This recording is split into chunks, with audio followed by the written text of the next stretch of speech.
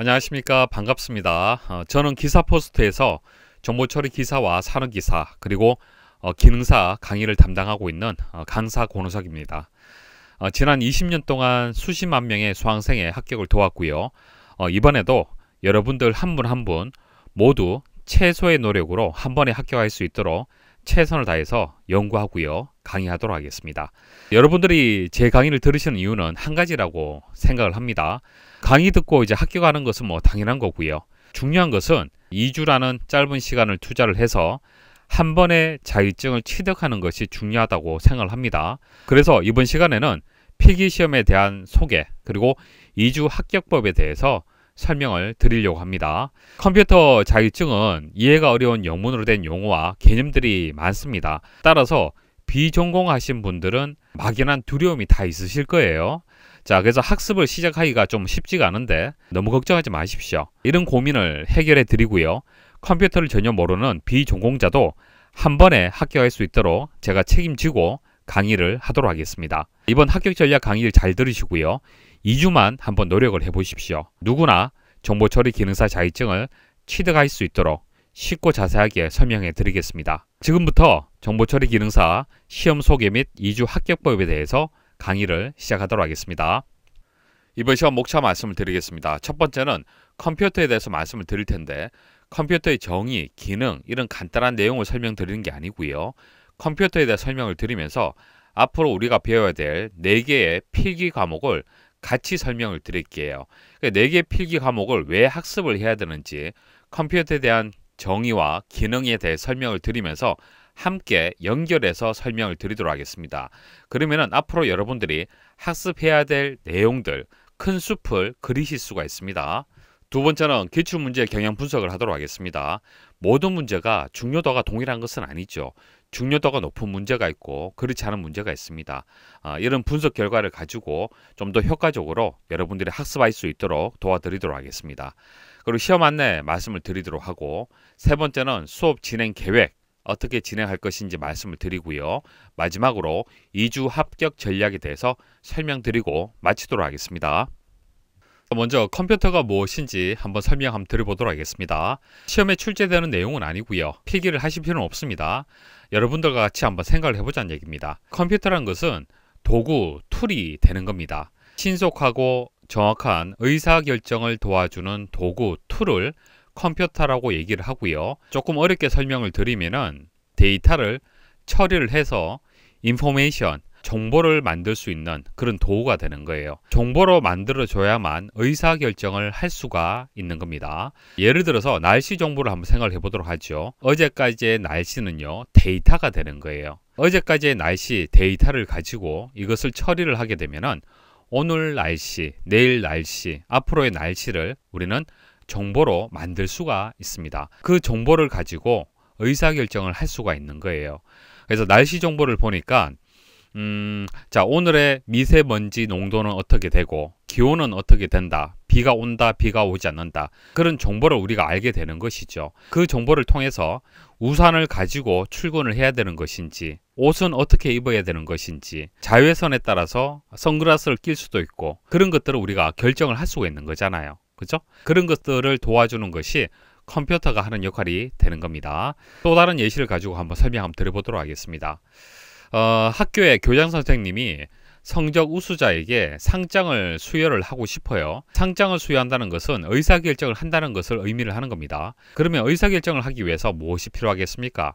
데이터가 필요하겠죠. 누가 성적 우수자인가? 이름, 국어, 영어, 수학, 각 학생들의 점수, 일단 기본 데이터는 있어야 될 거예요. 이 데이터를 가지고 처리를 해서 총점이라든지 석차를 구하게 되면은 석차를 기준해서 상장을 수여할 수가 있는 겁니다. 그러니까 여러분들이 개발자라고 한번 생각을 해보십시오. 개발자 입장에서 교장 선생님이 상장을 수여하고 싶다. 그러면 이 데이터를 가지고 프로그램을 만들어야겠죠. 명령어를 이용을 해서 프로그램을 만들어야 됩니다. 국어, 영어, 수학 점수를 더한다. 더하게 되면 총점이 계산이 되겠죠. 각 총점을 가지고 서로 비교 판단을 해서 석차를 또 구할 수도 있겠죠. 그런 프로그램을 만든다는 얘기입니다. 그러니까 여러분들 개발자 입장에서는 하나의 문제가 발생을 했는 거예요. 누가 성적 우수자인가? 그것을 데이터를 통해서 명령어로 입력을 해서 프로그램으로 만들어야 되는 겁니다. 만들게 되면은 총점 석차가 계산이 되고 의사결정을 할 수가 있는 거예요. 여기서 컴퓨터가 어떤 역할을 하는 것인지 좀 더 자세하게 한번 설명드려 보도록 하겠습니다. 금방 말씀드렸던 이름, 국어, 영어, 수학, 80점, 40점 이런 것들은 데이터죠. 수치 데이터가 있고 문자 데이터가 있습니다. 자, 이런 것들은 문자 데이터가 되고 이런 것들은 이제 수치 데이터가 되는 겁니다. 이런 데이터 외에도 멀티미디어 데이터가 있죠. 사진, 동영상 이런 것들이 모두 우리가 데이터라고 부르게 되는 거고요. 자, 이런 데이터를 일단 입력 장치를 통해서 키보드나 마우스를 이용을 해서 입력을 해야겠죠. 컴퓨터 내에 입력을 하는데 명령어로 입력을 하고 데이터로 입력을 해줘야 되는 거예요. 그러니까 이런 데이터를 일단 저장을 해야 되고 그 다음 이 데이터를 처리할 수 있는 더해라, 총점을 계산을 해라, 비교 판단해서 석차를 구하라 그런 것들은 명령어가 되는 거예요. 그래서 명령어와 데이터를 컴퓨터 내부에 있는 메모리에다가 저장을 하게 됩니다. 컴퓨터 장치 중에서 메모리가 있는데 메모리가 하는 역할은 저장하는 역할을 하는 겁니다. 그 다음 프로세서가 있는데요. 프로세서가 하는 역할은 처리하는 역할을 하는 겁니다. 보통 우리가 CPU라고 부르게 되죠. CPU는 명령어와 데이터를 가지고 와서 처리를 해줍니다. 처리를 하게 되면 총점과 석차를 구할 수가 있는 거예요. 총점과 석차를 구하고 난 뒤에 컴퓨터 내부에 있는 그 데이터, 그 정보를 출력 장치를 통해서 화면 혹은 프린터로 출력을 해줘야겠죠. 그러면 이제 정보가 되는 거예요. 이것을 가지고 교장 선생님이 의사결정을 할 수가 있는 겁니다. 이런 식으로 작동이 되는 거예요. 여기서 운영체제라는 게 있는데 운영체제는 쉽게 윈도우즈 생각하시면 됩니다. 여러분도 윈도우즈 다 사용을 하죠. 윈도우즈가 하는 역할은 사람하고 컴퓨터 간의 인터페이스, 서로 소통할 수 있도록 도와주는 역할을 하는 겁니다. 컴퓨터는요, 기본적으로 1과 0밖에 이해를 못해요. 이진수 기반이 되기 때문에 모든 데이터, 정보는 1과 0 형태로 해서 표현을 하고 입력을 받고 출력을 합니다. 여러분들 가전제품 보시면은 전원 버튼에 이런 기호가 있죠. 이게 1과 0을 뜻하는 겁니다. 1은 전원이 공급이 되고 0은 전원이 공급되지 않는다. 이런 의미를 가지고 있는 겁니다. 컴퓨터는 이진수 기반으로 단순하게 처리가 되기 때문에 데이터와 명령어를 프로그램 형태로 해서 입력을 해줘야 돼요. 그래야만 CPU가 처리를 할 수가 있는 겁니다. 이런 역할을 하는 것이 운영체제가 하는 역할이에요. 운영체제를 이용하게 되면 데이터라든지 명령어를 쉽게 입력을 하고 화면에서 프린트를 통해서 쉽게 우리가 확인을 할 수가 있습니다. 그래서 운영체제도 필요하다. 그렇게 정리를 하시면 되고 4개의 과목을 이제 설명을 같이 드린다라면은 금방 말씀드렸던 이런 이제 도스, 유닉스, 윈도우즈 이런 것들이 PC 운영체제 과목이 되는 겁니다. 자, 이런 운영체제가 컴퓨터의 자원을 어떻게 관리를 하느냐 그것을 배우는 과목이 되겠습니다. 컴퓨터 내부에 여러 가지 장비들이 있죠. 입력장치, 메모리, 프로세서, 출력장치 이런 각각의 장치들을 관리를 해야 되는 거예요. 사람이 일일이 관리하는 것이 아니라 운영체제가 관리를 해줍니다. 자, 이런 자원을 관리를 하는데 어떻게 관리를 하는지 설명을 드리는 그런 과목이 되는 거고요. 그 다음 데이터베이스, 그러니까 패키지 활용이라는 과목이 있는데요. 이것은 데이터를 관리하는 방법을 배우는 겁니다. PC에서는 다루는 데이터가 그렇게 많지가 않죠. 하지만은 기업 입장에서 한번 생각을 해보십시오. 기업에서 다루는 데이터는 상당히 많잖아요. 그죠? 그래서 그것을 제대로 관리하기 위해서는 데이터베이스라는 프로그램이 필요합니다. 그 내용을 배우는 과목이 되는 거고요. 전자계산기 일반, 전자계산기는 컴퓨터가 되는 겁니다. 전자계산기 일반은요, 입력장치, 메모리, 프로세서, 출력장치 간에 서로 데이터, 명령어가 어떻게 처리가 되는지 그 내용을 배우는 과목이 되는 거고요. 그리고 마지막 정보통신 일반은요, 컴퓨터 간의 통신이 어떻게 이루어지는지 금방 설명드렸던 이 예시는 컴퓨터 한 대를 설명을 드린 거고요. 이런 컴퓨터들이 서로 이제 네트워크를 통해서 인터넷을 통해서 서로 연결되어 있잖아요. 그러면 연결되어 있으면 서로 통신을 한다는 얘기인데 어떤 방식으로 통신을 하는지 배우는 과목이 정보통신 일반 과목이 되는 겁니다. 여러분들이 앞으로 배워야 될 과목이 이렇게 4개 과목을 학습을 하게 될 겁니다. 필기시험 안내 말씀을 드리겠습니다. 객관식으로 해서 사지 택일형으로 해서 출제가 됩니다. 보기가 4개가 있다는 얘기예요. 총 60문항의 문제가 출제가 되고 60분의 시간이 주어집니다. 한 문항당 1분 정도 시간이 주어진다, 그렇게 보시면 되고 100점 만점으로 해서 60점 이상일 때 합격 점수가 되는 거예요. 그래서 총 60문항이 되기 때문에 36문제 이상은 맞추셔야만 합격 점수가 되시는 겁니다.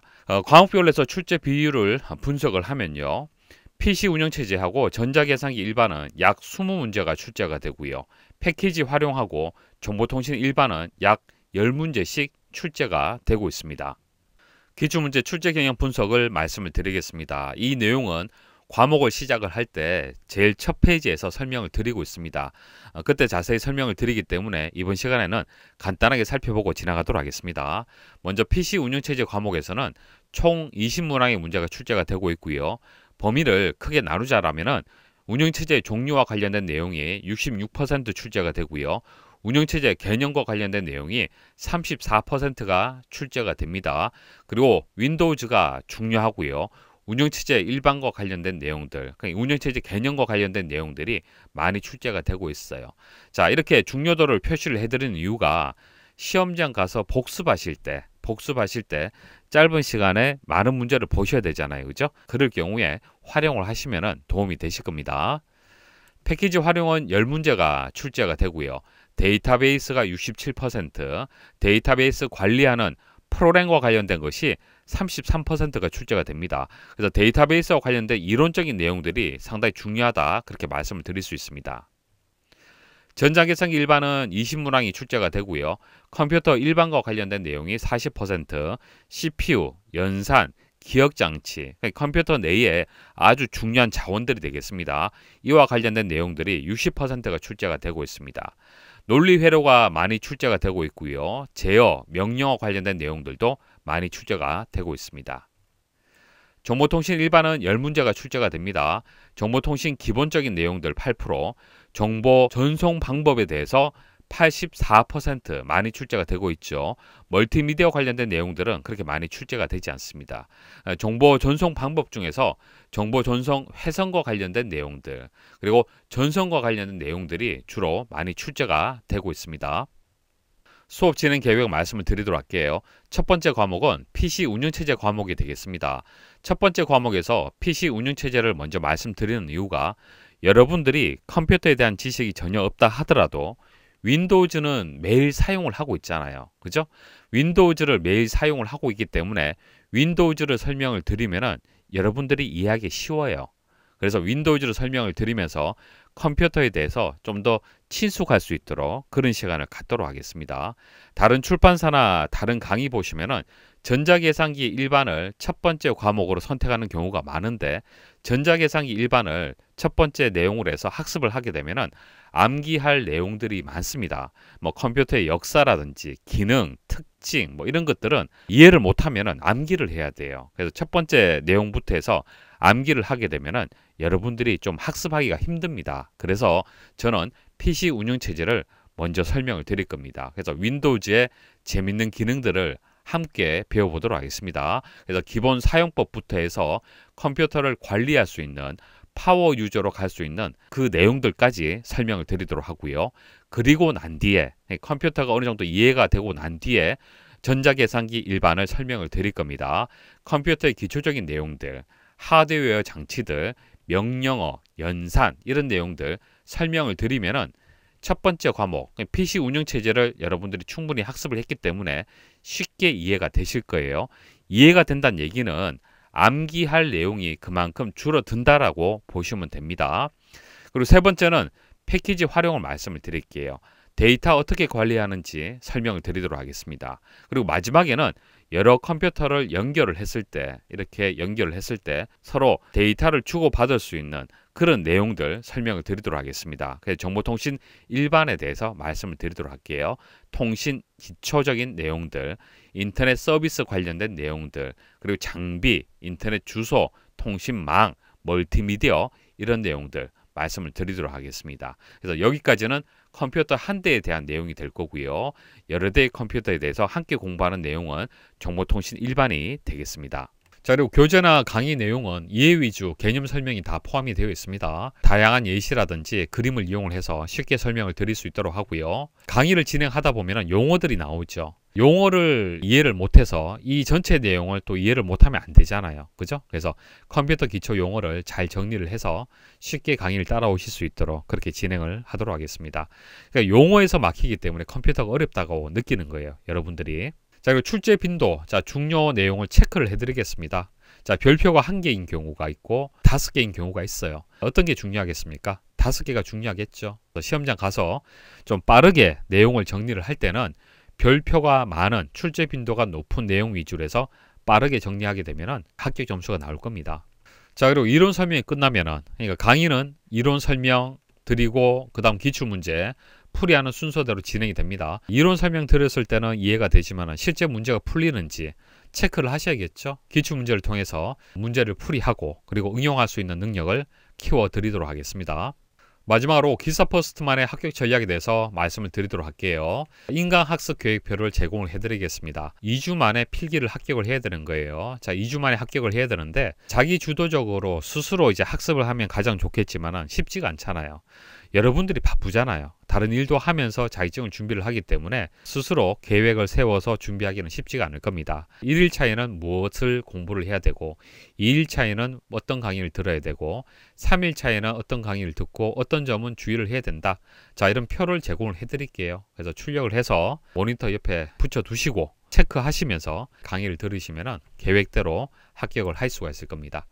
자, 그리고 강의는 비전공자 위주로 해서 진행을 할 겁니다. 누구나 이 강의를 들으면 합격할 수 있도록 자세하게 설명을 드리겠습니다. 최신 기출 문제를 완벽하게 분석을 해서 강의만으로 합격할 수 있도록 그렇게 준비를 했고요. 기출 문제가 반복해서 출제가 되는 거잖아요. 그래서 기출 문제 분석은 아주 중요합니다. 적중률 높은 강의, 중요도를 구분해서 여러분들의 어떤 상황에 맞도록 최소의 노력으로 합격할 수 있도록 그렇게 도와드리고요. 강의는 조금 전 말씀드렸다시피 일단 개념 이해할 수 있는 이론적인 내용 먼저 설명을 드리고요.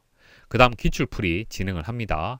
자, 이렇게 해서 이제 강의가 끝나는데 모든 강의가 이제 완강을 하게 되면은 여러분도 스스로 실전 모의고사를 풀이를 할 수 있도록 실전 모의고사를 제공해 드리도록 하겠습니다. 60문항의 문제를 실제 한번 풀이를 해보는 거예요. 풀이를 하게 되면은 내가 조금 부족한 과목이 어떤 것이 있는지 스스로 최종 점검을 할 수가 있겠죠. 실전 모의고사를 많이 제공을 해서 충분히 검토하고 시험장 가실 수 있도록 도와드리도록 하겠습니다. 강의를 듣는 반복한 횟수 제한 없습니다. 얼마든지 반복해서 복습하시고 학습을 하십시오. 그리고 장소 제한 없습니다. 스마트폰으로 듣든 PC로 듣든 이동 중에 듣든 회사에서 들으셔도 되고 댁에서 들으셔도 됩니다. 그런 제한을 두지 않도록 하겠습니다. 편안하게 강의를 들으시면 됩니다. 자, 이제 다른 고민하지 마십시오. 모든 준비는 다 끝났습니다. 여러분들이 강의 하나하나 듣고 잘 따라오시면 되는 거예요. 그러면 합격을 하실 겁니다. 걱정하지 마시고 자신감 가지시고 다음 강의부터 해서 차근차근 잘 따라오실 바라겠습니다. 힘내십시오.